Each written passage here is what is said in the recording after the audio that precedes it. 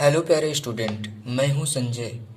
आप हमारे चैनल पर देख रहे हैं संजय स्टडी चैनल पर। हम आपको बताने जा रहे हैं, आपको सबसे पहले आप काव्य जो कि ये क्लास 10th में या 12th में सभी क्लासों में, यहाँ पे 9th तक के में भी ये काव्य बहुत ज़्यादा यहाँ पे प्रश्न पूछे जाते हैं। कम से कम नहीं तो 10 नंबर के तो पूछे ही जाते हैं बोर्ड एग्जाम में। तो बोर्ड एग्जाम आपको यहाँ पे आने वाले ही है, पास में ही आ गया है। तो जल्दी जल्दी से इसको पढ़ लीजिए, क्योंकि इससे 10 अंक का प्रश्न पूछा जाएगा। इसका आंसर आप जो कि दे सकते हैं जल्दी से। बस इस वीडियो को लाइक सब्सक्राइब कर दीजिए यदि चैनल पे न्यू है, और फटाफट से इसको पढ़िए और लाइक करिए, ज़्यादा से ज़्यादा व्यूज करिए और ज़्यादा से ज़्यादा अपने दोस्तों को भी शेयर करिए, ताकि उन लोगों को भी ये नॉलेज मिल सके।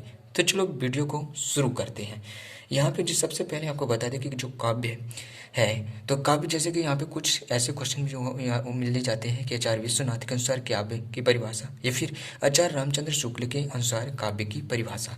आचार्य विश्वनाथ के अनुसार जो परिभाषा है, रसात्मक वाक्यम काव्यम, अर्थात रसयुक्त वाक्य ही क्या है, काव्य है। आचार्य रामचंद्र शुक्ल के अनुसार जो उक्ति हृदय में कोई भाव जागृत कर दे या उसे प्रस्तुत वस्तु तथ्य की मार्मिक भावना में लीन कर दे, वह क्या है, काव्य है। ठीक, उपयुक्त परिभाषा के निष्कर्षानुसार भाषा के माध्यम से सौंदर्यानुभूति की अभिव्यक्ति काव्य है। तो दोस्तों, काव्य के दो पक्ष होते हैं, एक होता है आपका भाव पक्ष और एक होता है आपका यहाँ पे कला पक्ष होता है। काव्य के कितने भेद होते हैं, यहाँ पे 2 भेद होते हैं।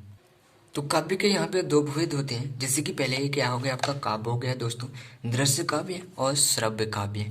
दृश्य काव्य में नाटक और एकांकी होता है, श्रव्य काव्य में प्रबंध काव्य या मुक्तक काव्य होता है। प्रबंध काव्य में आपका महाकाव्य, खंड काव्य, संख्यानक गतियाँ होता है, और मुक्तक काव्य में पाठ्य मुक्तक और गेह मुक्तक होता है। इस प्रकार से आपने इस पूरे भेद को देख लिया, स्क्रीनशॉट इसको ले लीजिए, ताकि पढ़ने में आगे क्या होगा, आसान होगा। पहला ही आपका आता है यहाँ पे दृश्य काव्य। आपको यहाँ पे दृश्य काव्य में बताया कि जो हम देखते हैं एवं सुनते हैं उसे दृश्य काव्य कहते हैं। आप नॉर्मल सी बात ही समझ सकते हैं कि जो भी हम कुछ देखते हैं सुनते हैं, ये उसे हम क्या बोलते हैं, दृश्य काव्य कहते हैं। जैसे कि आपका नाटक और एकांकी को हम क्या कहते हैं, देखते हैं। इसके बाद जैसे कि अब आता है आपका श्रव्य काव्य। तो श्रव्य काव्य में क्या होता है, अभी हमने दृश्य काव्य को बताया। श्रव्य काव्य कानों के द्वारा सुना गया एवं स्वयं द्वारा पढ़ा गया काव्य श्रव्य काव्य कहलाता है। श्रव्य मतलब होता है सुनना दोस्तों, नॉर्मल सी बात है, श्रव्य यानी सुनना। यानी हम जो पढ़ते हैं, सुनने मतलब कोई भी चीज़ हम सुनते हैं उसे हम बोलते हैं श्रव्य काव्य। श्रव्य काव्य के 2 भेद, जो कि हम इसके पहले अभी बताया कि श्रव्य काव्य के 2 भेद होते हैं, एक होता है आपका प्रबंध काव्य, एक होता है मुक्तक काव्य। अब दोस्तों मुक्तक काव्य किसे, प्रबंध काव्य किसे कहते हैं, तो प्रबंध काव्य यहाँ पे जब किसी चरित्र या पात्र का पूरा घटना क्रमबद्ध के रूप में किया जाता है उसे क्रमबद्ध कहते हैं, प्रबंध काव्य कहते हैं। जब किसी चरित्र या किसी पात्र हो, उसका हम पूरा एक घटना जो होती है वो हम क्रम के रूप में, क्रमबद्ध के रूप में किए करते हैं, उसे हम क्या बोलते हैं, प्रबंध काव्य कहते हैं।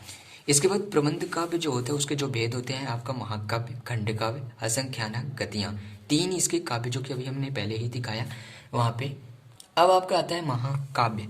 महाकाव्य क्या होता है, तो स्टूडेंट्स, प्यारे छात्रों, महावाही काव्य रचना जिसमें जीवन की विस्तृत घटना का क्रमबद्ध उल्लेख होता है उसे हम क्या बोलते हैं, महाकाव्य कहते हैं। एग्जाम्पल के लिए यदि हम बोलते हैं तो जैसे कि रामचरितमानस जो कि सबसे बड़ा महाकाव्य है, तुलसीदास जी, महाभारत का वेद व्यास जी, पृथ्वीराज रासु चंद्रवरदाई, पद्मावत का मलिक मोहम्मद जायसी। आप इसको फटाफट से पढ़ सकते हैं, आपको अच्छे से, मुझे पूरी भरोसा है कि आपको अच्छे से समझ में आया होगा। अब आता है आपका महाकाव्य के बाद आता है आपका, जैसे हमने बताया कि खंड काव्य, खंड काव्य के बाद आता है संख्यानक गद्य, तो अब आता है खंड काव्य। खंड काव्य किसे कहते हैं, तो इस काल में क्या होता है कि मानव जीवन की किसी एक घटना का वर्णन होता है तो हम इसे क्या बोलते हैं, खंड काव्य कहते हैं। जैसे कि यदि हम बात करें पंचवटी, मैथिली शरण गुप्त, हल्दी घाटी श्याम नारायण पांड्य। ठीक प्यारे छात्रों, अब आता है आपका संख्यानक गद्य। जैसे कि असंख्यानक गीत जो होता है यह उद्देश्य परक रचना है जिसमें पद्य शैली में लघु आख्यान या कथा यानी कहानी का वर्णन किया जाता है। ये क्या होता है, आख्यान गद्य। ये एकदम 100% ये पेपर में आएगा, जो कि 3 या 4 नंबर से आएंगे यहाँ पे कि असंख्यानक गद्य से आशय क्या है, आपका उदाहरण क्या है। तो इस प्रकार से ये आएगा, आपका पक्का आएगा, तो फटाफट से इसको पढ़ लीजिए। झांसी की रानी समुद्रा कुमारी चौहान, रंग में भग, मैथिली शरण गुप्त, महाराणा का महंत जयशंकर प्रसाद। इसके बाद आता है आपका मुक्तक काव्य। मुक्तक काव्य में जैसे कि आपको बताया गया है कि इसमें निर्वध्य काव्य भी कहते हैं। छंद अर्थ की दृष्टि से पूर्व पर प्रसंगों से मुक्त होते हैं। परिभाषा क्या है? काव्य का वह रूप जिसमें एक ही छंद में एक विचार, एक भाव या एक अनुभूति के बिना किसी पूर्वोपर संबंध के अपने आप पूर्णता के साथ प्रस्तुत किया गया हो मुक्तक काव्य कहलाता है। ठीक, तो ये है आपका मुक्तक काव्य, जो कि यहाँ पे परिभाषा, मतलब काव्य का वह रूप होता है जिसमें एक ही छंद में एक ही अनुभूति, एक ही भाव और एक ही विचार होता है। इसे ही हम क्या बोलते हैं? मुक्तक काव्य कहते हैं। मुक्तक काव्य के जो प्रकार होते हैं, आपका मुक्तक काव्य के प्रकार जैसे कि पाठ्य मुक्तक और गेय मुक्तक। अब पाठ्य मुक्तक किसे कहते हैं? ऐसे मुक्तक होते हैं जो विचार प्रधान होते हैं, जिनमें चिंतन या तर्क वितर्क की प्रधानता होती है, पाठ्य मुक्तक कहलाते हैं। ठीक, सरल सी बात है। ऐसे मुक्तक जो विचार प्रधान होते हैं, जिनमें चिंतन होता है, तर्क वितर्क होता है, ये क्या होता है? आपका प्रधानता होती है, ये होता है आपका पाठ्य मुक्तक कहलाता है। जैसे कि यदि हम एग्जाम्पल के लिए ले लें तो रहीम हो गया, कबीर हो गया, तुलसी हो गया, देव हो गए आदि के दोहे। ठीक, इनकी क्या होते हैं? दोहे होते हैं। इसके बाद आता है आपका गेय मुक्तक, जो कि सबसे लास्ट है। ऐसे मुक्तक जो कभाव प्रधान हो, जिनको सुर और लय के साथ गाया जा सके, गेय मुक्तक कहलाता है। जैसे कि मीरा, सूर आदि के पद।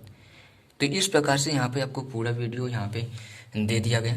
यह पूरा काव्य आपको डिटेल से परिभाषा सहित आपके भेद एवं परिभाषा, उसके उदाहरण सभी प्रकार से आपको यहाँ पे बता दिया गया। यदि वीडियो अच्छी लगी तो लाइक कर देना, सब्सक्राइब कर देना और बेल आइकन को प्रेस कर लेना। ऐसी ही वीडियो सामान्य हिंदी से एवं सभी रिलेटिव वीडियो स्टडीज़ के से ऐसी वीडियो आपको मिलती रहेगी। तो जल्दी जल्दी से फटाफट इस सब्सक्राइब कर लीजिए और बेल आइकन को प्रेस कर लीजिए। जय हिंद। मिलते हैं अब एक नए वीडियो के साथ नेक्स्ट टॉपिक पर।